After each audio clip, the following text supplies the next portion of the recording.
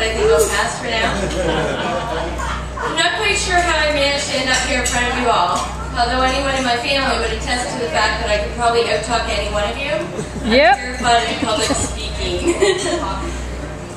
I think it was agreed upon last Saturday evening, somewhere between the rum and the fireball, but nonetheless, here I am. So on Sunday morning when I woke up with a terrible headache, and I remembered that I had agreed to do this, I began to think about all the things I could possibly tell you about Hillary. Being not much older than Hillary, I have tons of stories. I could tell you about her love of food as a child, which included ketchup sandwiches. I could talk about her possessed Teddy Ruxpin doll. Or I could talk about the first time that she used makeup and ended up with a purple face for a week. I could tell you about the time that she hit Dad in the head with an ashtray, causing a white spot on his hair. Or I could tell you about when she made the family watch Teen Wolf, the movie, at 6:30 p.m., 7 days a week, for 6 months straight.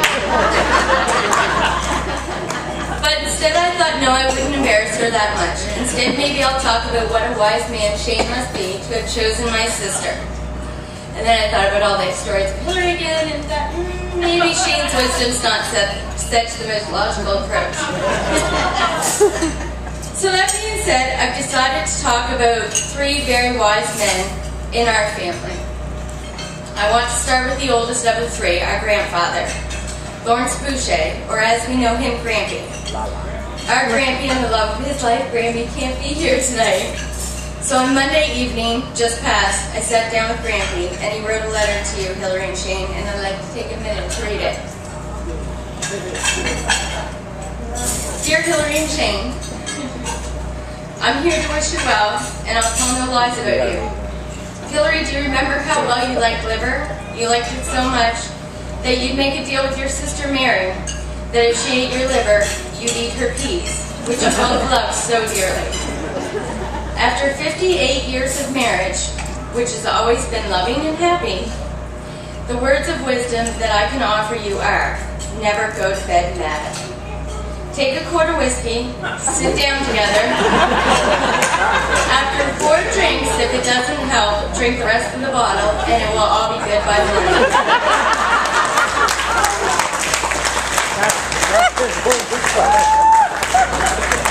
Shane, for a good marriage, the groom sleeps next to the wall, so the bride can't push you out.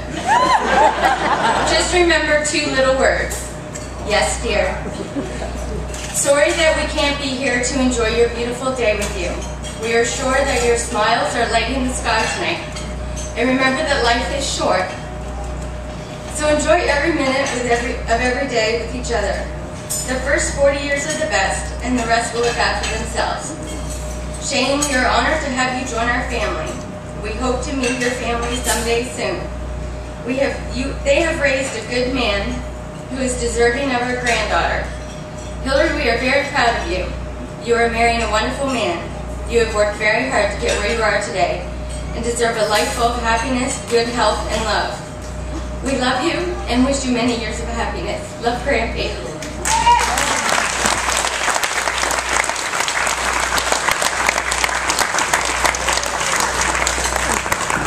Next, I'd like to tell you about the youngest of the 3 wise men, my son Gavin. He's the sharp-dressed little man over there. Gavin is 8, but he is very wise, as he is a lot like his Aunt Hillary. Gavin has a love for marine life, like Hillary, so much so that I was on very strict rules to PVR every single episode of Shark Week, which has been watched, well, like Teen Wolf. We have an ogre fish in a glass jar of formaldehyde that came from Hillary on a bookshelf in our living room, which, by the way, has been taken to school for show and tell. The teacher just loved me. Gavin counts his money by the penny, sometimes over and over again, just like Hillary did as a child. He does not like to lose at anything. Remind you of anyone? And most of all, he is just like Hillary, because no matter what, he is always right. If you don't believe me, sit down and have a conversation with either one of them, and 45 minutes later, I'm sure you will tell them that you believe them and they are right. Speaking of Gavin knowing everything, one of the things that he is always right about is the other one of the three wise men that I'd like to talk about. Gavin says that if you go outside at night and look up at the stars, you will see one very, very bright star, and that's our dad. Hillary, Gavin believes that Dad, well, Papa to Gavin, is watching over us all, and he can see everything that we do. Hillary, if Dad were here today, he'd probably be wondering why you hadn't fit fishing in on the itinerary. And Shane, he'd be reminding you that he has a rifle.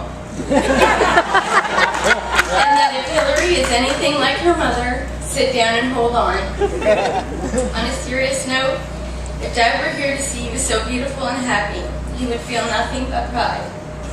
Although Dad wasn't a man of many words, he was very proud of his daughters. I'm sure Dad is looking down on you now and wondering how he and Mom managed to raise such a wonderful woman. He is our guardian angel, and he will always be remembered. So from the three wise men and all the women who helped them make them who they are, we love you both. And with this wonderful Morse woman beside you, someday you'll be a wise man too.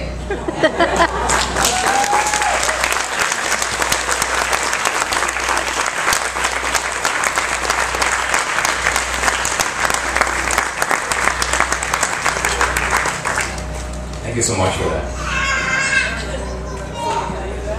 Next up, we'll have a toast to the groom from Alan and Darryl.